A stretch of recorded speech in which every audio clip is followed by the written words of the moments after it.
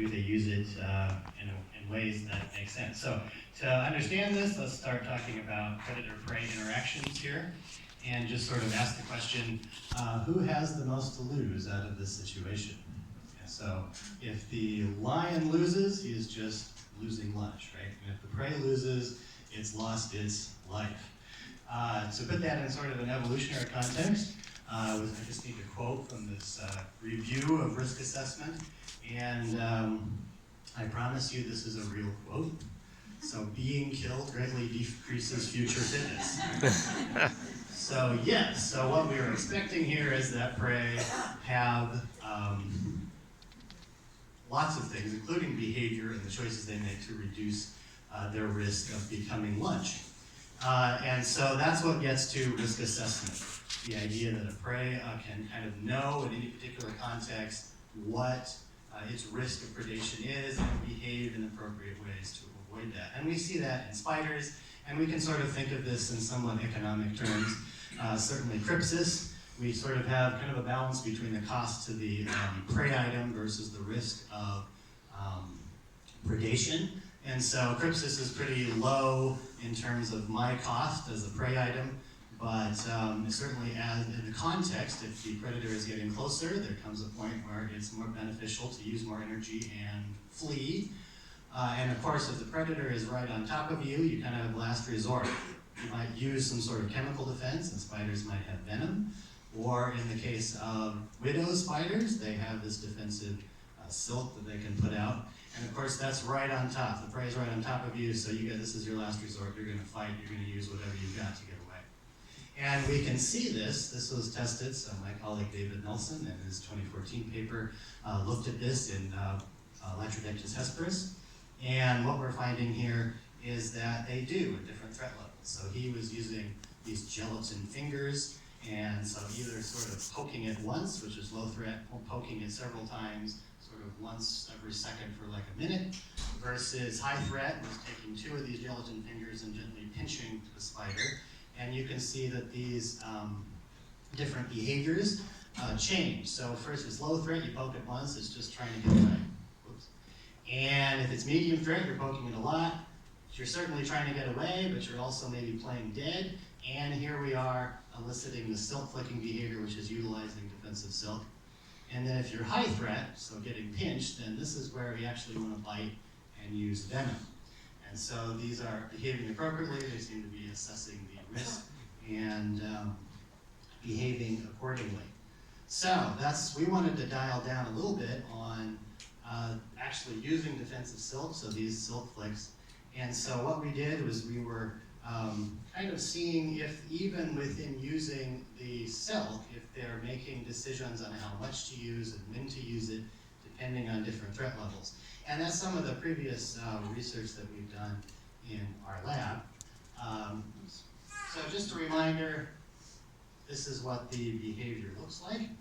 And you probably saw this again with Jacob's presentation yesterday. But there it is, you grab a leg and it will put this out. Lots of sticky globules there. And this is the silk flick that is mentioned before, but they do have another behavior where they use this, where they actually just sort of trail it behind them as they try to get away. So what we were doing is what we've done previously, and this was presented, I think, at a previous conference, a arachnology conference, was that kind of preliminary data here suggests that they do. If you're just sort of tapping them using primarily, let's say, a tactile modality, if you can tap them slower or tap them faster, we find several things. One is that the time it takes for them to use defensive silk is lower at a higher threat level, so they're going to deploy it more quickly. We also found that how long they will do it. So they kind of do it in bouts, and the length of the bout is going to be longer at higher threat levels. And then the other one here, which is kind of preliminary, we're sort of trying to take some of these videos in each frame and kind of model each droplet that they make with a sphere. And what we got is some preliminary ideas that they're actually making bigger droplets at higher threat levels, so they're controlling it in several ways. Now, what we wanted to extend that is maybe to some other sensory modalities to see if not just if I poke them, but maybe there's some biological, kind of general biological threats. So we did a very, very preliminary test here with some wasps. So these are predatory wasps, and the one that we had available to us kind of nearby the campus at Southern Adventist University was these guys here. So this is a pipe organ mud dauber, which preys on spiders, though I don't believe it's known to prey on widows specifically. This is a more generalist predatory wasp. And when we expose the spiders to that, we can see if it's just the kind of control, which is poking them with forceps, it takes them a while to elicit, but if the wasp is there, they seem to know it. So we wanted to kind of make this more formal. And so this is what Alfie did, is what we had 15 spiders. We kind of, although 3 kind of died during the experiment, and we kind of exposed them to several different conditions. One is just based on logistics. It's difficult to have a bunch of wasps on hand over a multi-week trial, and so we got wasps, and some of them we froze and then thawed them out before exposing the spider to them. Some of them were dry, basically had been out for a while, dry, and then we had crickets as well, both frozen and dry. So frozen, thawed, and then dry. And then the control is just the forceps. And so we exposed them, and kind of it's a repeated measures design, so each of the spider got all of the treatments in different orders. And the one complication here, which makes this probably less than ideal, is of course this is a undergrad trying to graduate in a specific time, and so what we intended to do originally was use this species of blue mud dauber, which is actually known to prey on widows, and we were able to get some dry blue mud daubers.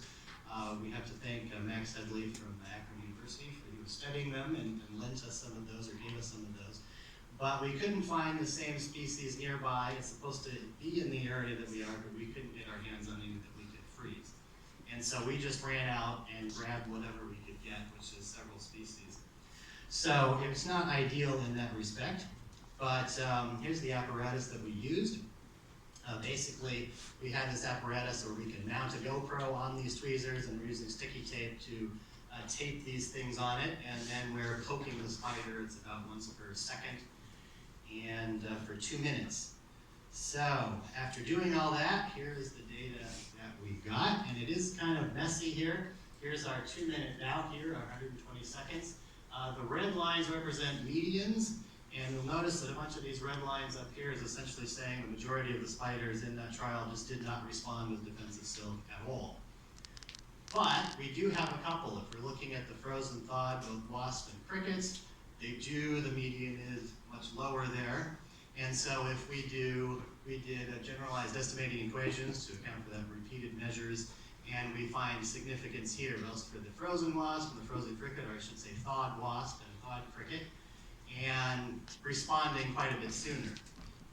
So the other thing I did is, just because a lot of this just seems to be they just didn't respond at all, I did change the analysis up a little bit and do more of a binomial one where just this is whether they respond or didn't respond, and when we do that compared to the control, we see that the frozen wasp is significant. The frozen cricket in this case is not, but you can see that odds ratio is still fairly high, so I think both of these are fairly concordant. And with each one of these, if you sort of change it just to compare between these two categories here, these two are not significantly different from each other, at least that we could detect in our trial here. So it would seem that maybe the best interpretation might be here that they can tell the difference between a dried insect and one that is frozen and thawed. And respond more they feel more threat from one that is thawed as opposed to one that is dry. So, conclusions here. This is evidence for a risk assessment using kind of a sensory input that's non-tactile. Probably we're talking about chemoreception of some kind. We know that the tarsi of these spiders do have, I think this is marked here, chemoreceptors on their legs. So especially if they're turned around and their back, their legs are up, they should be able to tell exactly what's poking them. This is further evidence of something we call silk metering, which means that within whatever secretion they're using, they're going to ramp it up or dial it down depending on the threat that they perceive. And so, and we can show that there's some really complex behavior, so they can control all kinds of things, their initial behaviors, how much and when they're producing these chemicals in order to, depending on the context, the threat that they perceive. With that, just thank you to Max Edlund for providing some WASP for us and setting up this. Thank you.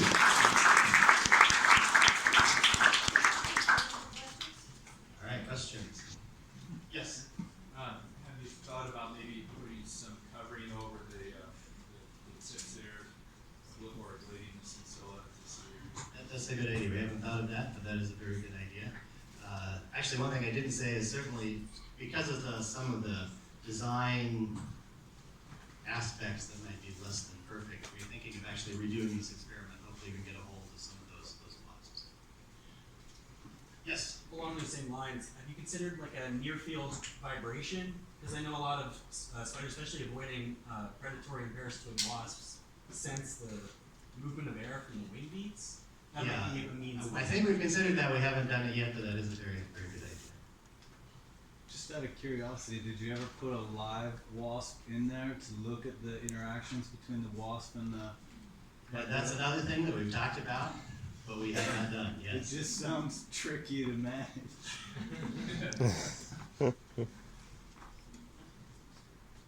All right. Thank you.